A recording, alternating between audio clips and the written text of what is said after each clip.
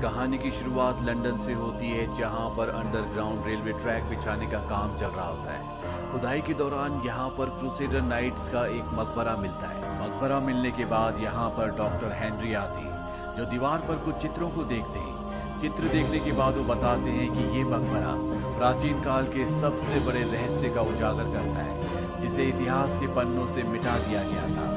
और इसके बाद कहानी जाती है अतीत में, यानी कि सन 1127 एडी में, जहां पर राजकुमारी एमनेट को दिखाया जाता है, जो कि खूबसूरत, चालाक और एक बहुत ही बेरहम योद्धा है। मिस्र की गद्दी की सबसे बड़ी वारिस वही है, क्योंकि राजा की उसके अलावा कोई भी औलाद नहीं है। और जल्द ही मिस्र के राजा यानी कि एमनेट के पिता दूसरी शादी कर लेते हैं, उनका बेटा होता है और अब वही मिस्र की गद्दी का सबसे बड़ा दावेदार है। ये बात एमनेट को बर्दाश्त नहीं हुई, क्योंकि वो मिस्र की सत्ता अपने हाथों में लेना चाहती थी। इसीलिए वो बुराई का रास्ता इख्तियार करती है और वो बुराई के देवता सेट का आह्वान करती है। सेट उसके पास आता है और उसे खंजर देता है, और जैसे उसे खंजर देता है उसका पूरा शरीर बदल जाता है। ये एमनेट का एक तरह से दूसरा जन्म होता है। इस खंजर से वो अपने पिता और अपने भाई को मार देती है, लेकिन सेट को वो इंसानी दुनिया में लाना चाहती है, जिसके लिए उसे सेट को एक इंसानी शरीर देना होगा। इसके लिए वो एक इंसान को चुनती है, पर इससे पहले कि वो उस इंसान को उस खास खंजर से मारती जो उसे सेट ने दिया था, यहाँ पर राजा के सिपाही आ जाते हैं, जो एमनेट को पकड़ लेते हैं। एमनेट को सजा के तौर पर जिंदा ही मम्मी बना दिया जाता है और मिस्र से बहुत दूर जमीन की गहराइयों में उसे हमेशा के लिए दफना दिया जाता है। कहानी वापस प्रेजेंट टाइम में आती है, जहां पर इराक में निक और उसके दोस्त क्रिस को दिखाया जाता है। ये दोनों के दोनों यूएस सोल्जर्स हैं। दरअसल निक के पास एक नक्शा होता है, जो उसने एक आर्कियोलॉजिस्ट से चुराया था, जिसके साथ उसने 3 दिन पहले एक रात गुजारी थी। इस नक्शे के हिसाब से यहाँ पर बहुत पुरानी और बेशकीमती चीजें हैं, लेकिन चीजों को हासिल करना चाहता है ताकि वो इन्हें दुगनी कीमत पर बेच सके। पर जब ये गांव के अंदर दाखिल होते हैं तो इनके ऊपर हमला होता है, जिस वजह से निक का दोस्त क्रिस अपनी जान बचाने के लिए हवाई मदद मंगवाता है। यहाँ पर यूएस आर्मी आ जाती है और इन दोनों को बचा लेती है। अब यहाँ पर जेनिफर आ जाती है। जेनिफर वही लड़की है जिसका निक ने नक्शा चुराया था। वो निक को एक थप्पड़ मारती है और उससे अपना नक्शा वापस मांगती है, पर निक साफ साफ मुकर जाता है। तभी जेनिफर देखती है कि यहाँ पर हमले के दौरान जमीन के नीचे एक बहुत बड़ा गड्ढा हो गया है, जो कि पुराने वक्त का कोई स्ट्रक्चर है।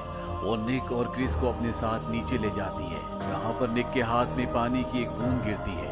पर जब जेनिफर उस बूंद को देखती है तो पानी नहीं, बल्कि वो पारा होता है, जो जमीन पर गिरने के बाद दरार से नीचे की तरफ जा रहा होता है। ये तीनों के तीनों नीचे जाते हैं, जहाँ पर पारे का एक कुआं होता है, जिसके चारों तरफ 6 गार्ड्स होते हैं, जो सब के सब कुएं की तरफ देख रहे होते हैं। कुएं के अंदर कुछ रस्सियां भी होती है, जिन्हें देखकर जेनिफर समझ जाती है कि ये कोई मकबरा नहीं बल्कि जेल है। कुएं में पारा इसलिए होता है क्योंकि पारा बुरी शक्तियों को कमजोर करता है, और अभी भी इनके सामने ये रहस्य होता है कि इस पारे के अंदर क्या है। तभी निक यहाँ पर एक रस्सी पर गोली चलाता है। रस्सी टूटने के बाद ऊपर से एक भारी चीज नीचे आती है और पानी के अंदर जो ताबूत होता है वो बाहर निकल जाता है। ये एमनेट का ताबूत होता है, जिसे आज से हजारों साल पहले जिंदा मम्मी बनाकर दफना दिया गया था। ताबूत के बाहर आते यहाँ पर बहुत सारी मकड़ियाँ आ जाती है। एक मकड़ी क्रिस को काट भी लेती है और अगले पल निक को विजन्स आते हैं, जो रेगिस्तान में एमनेट को देखता है। एमनेट उसे कहती कि तुमने मुझे आजाद किया था, अब तुम मेरे हो, मैंने तुम्हें चुन लिया। और अगले पल निक होश में आ जाता है। इसके बाद ये इस ताबूत को हवाई जहाज में लेकर यहाँ से निकलते हैं। निक के दोस्त क्रिस को मकड़ी ने काटा था, जिस वजह से एमनेट ने उसके शरीर पर कब्जा कर लिया है। इसीलिए क्रिस सबके ऊपर यहाँ पर चाकू से हमला करता है, जिस वजह से निक को अपने दोस्त को गोली मारनी पड़ती है। और अगले पल यहाँ पर हजारों कौवे इनके प्लेन पर हमला कर देते हैं, जिस वजह से इनका प्लेन क्रैश होने लगता है। निक प्लेन क्रैश होने से पहले जेनिफर को पैराशूट के साथ बाहर छोड़ देता है, पर खुद उसकी प्लेन क्रैश में मृत्यु हो जाती है। इसके बाद हमें शवगृह दिखाया जाता है, जहाँ पर वो सारी डेड बॉडीज हैं जो प्लेन क्रैश में मारे गए थे। और अगले पल निक खड़ा हो जाता है, उसके शरीर पर एक खरोच भी नहीं होती। और जब जेनिफर और डॉक्टर से देखते तो पूरी तरह से हैरान हो जाते हैं, क्योंकि सबने मान लिया था कि निक मारा जा चुका है। इसके बाद जब निक वॉशरूम में जाता है तो वो देखता है कि उसका वो दोस्त जिसका नाम क्रिस है, जिसे खुद निक ने गोली मारकर मार दिया था, उसकी आत्मा निक के सामने आती है। वो निक को बताता है कि हम दोनों श्रापित हैं, एमनेट ने तुम्हें चुना है, इसीलिए तुम प्लेन क्रैश में बच गए थे। बहुत जल्दी एमनेट तुम्हें उस खास खंजर से मारेगी जो उसे बुराइयों के देवता सेट ने दिया था, और इसके बाद सेट तुम्हारे शरीर पर अपना कब्जा करके इस दुनिया में रहेगा। निक यहाँ से बाहर चला जाता है और उसे अजीब अजीब से विजन आते हैं जहाँ पर एक क्रिएचर उसका पीछा कर रहा होता है। चूहे उस पर हमला कर रहे होते हैं और इससे पहले कि वो सड़क पर किसी गाड़ी के नीचे आता, जेनिफर उसे बचा लेती है। निक जेनिफर को सब कुछ समझाने की कोशिश करता है पर वो उसकी बात पर यकीन नहीं करती। निक कहता है कि मैं उस जगह जाना चाहता हूँ जहाँ पर प्लेन क्रैश हुआ था, जहाँ पर एमनेट का ताबूत है। ये दोनों के दोनों उस तरफ निकल पड़ते हैं। वहीं दूसरी तरफ दिखाया जाता है कि एमनेट अब ताबूत से बाहर आ चुकी है और वो यहाँ पर लोगों को मारकर अपना इंसानी शरीर वापस पा रही होती है। अब निक और जेनिफर इस जगह पहुंच जाते हैं और जब वो आगे बढ़ रहे होती हैं तभी एक साया निक को लेकर गायब हो जाता है। निक को कुछ ज़ॉम्बीज़ पकड़ लेते हैं। वो ज़ॉम्बीज़ हैं जिनका खून पीकर एमनेट ने अपना इंसानी शरीर वापस पाया है। अब एमनेट भी यहाँ पर आ जाती है और उसके हाथ में वो खंजर होता है जो उसे आज से हजारों साल पहले बुराई के देवता सेट ने दिया था। वो उस खंजर से निक को मारने वाली होती है कि तभी वो देखती है कि इस खंजर के ऊपर एक मणि थी। अब वो मणि यहाँ पर नहीं है और अगर बिना मणि के उसने निक को मारा तो सेट कभी भी निक के शरीर पर अपना कब्जा नहीं कर पाएगा।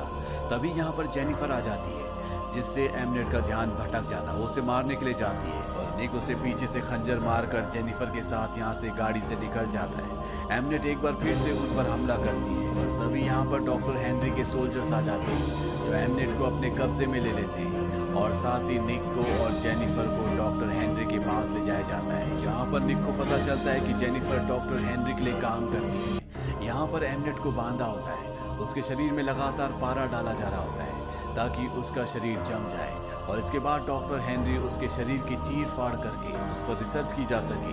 एमनेट निक को बताते हैं कि उसे चुना गया, वो इस श्राप से नहीं बच सकता। बहुत जल्दी वो एक जीता जागता देवता होगा जिसकी उम्र अनंत कालों तक होगी और मैं तुम्हारी रानी बनकर रहूंगा। पर निक ऐसा बिल्कुल नहीं चाहता।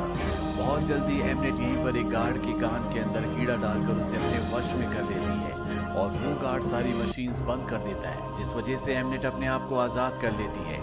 जेनिफर निक को बताती है कि मुझे पता है कि ये सब खत्म कैसे होगा, हमें उस मणि को तोड़ना होगा जो खंजर के ऊपर लगेगी। मुझे पता है कि वो मणि कहाँ पर है और ये दोनों के दोनों बाहर निकल जाते हैं। वहीं एमनेट देवता का आवाहन करके मिस्र की रेत को यहाँ बुलाती है।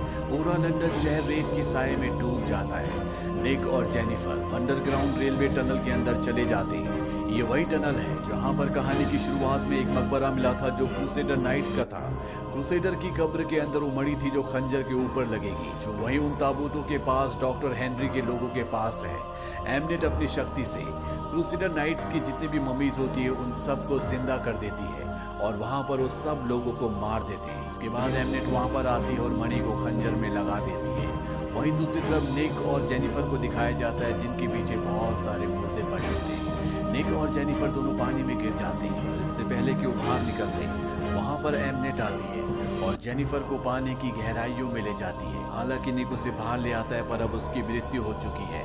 एमनेट अब निक को भी मारकर अपने अनुष्ठान को पूरा करना चाहती है पर निक किसी तरह से उससे वो खंजर छीन लेता है और इससे पहले कि वो मणि को तोड़ता है एमनेट उसे कहती है कि तुम एक जीते जागते देवता बन सकते हो, मौत पर तुम्हारा काबू होगा। ये सुनते ही वो अपने आप को खंजर मार देता है जिससे उसके अंदर बुराइयों के देवता सेट की सारी शक्ति आ जाती है। वो एमनेट के पास जाता है पर जैसे वो जेनिफर की डेड बॉडी देखता है वो अपनी चेतना में आ जाता है और एमनेट का साथ ना देकर उसे मार देता है। साथ ही वो जेनिफर को भी जिंदा कर देता है। दरअसल उसने अपने आप को खंजर सिर्फ और सिर्फ जेनिफर के लिए मारा होता है ताकि वो जिंदा हो सके। इसके बाद वो यहाँ से निकल जाता है। इसके बाद डॉक्टर हेनरी यहाँ पर आते हैं जो जेनिफर को बताते हैं कि हमें नहीं पता कि निक अपनी शक्तियों का इस्तेमाल बुराई के लिए करेगा या अच्छाई के लिए। अंत में हमें निक को मिस्र के रेगिस्तान में दिखाया जाता है। उसके साथ उसका दोस्त क्रिस भी होता है जिसे निक ने जिंदा कर दिया और ये एक अनजाने सफर पर निकल पड़ते हैं। इसी के साथ ही कहानी यहीं पर खत्म हो जाती है।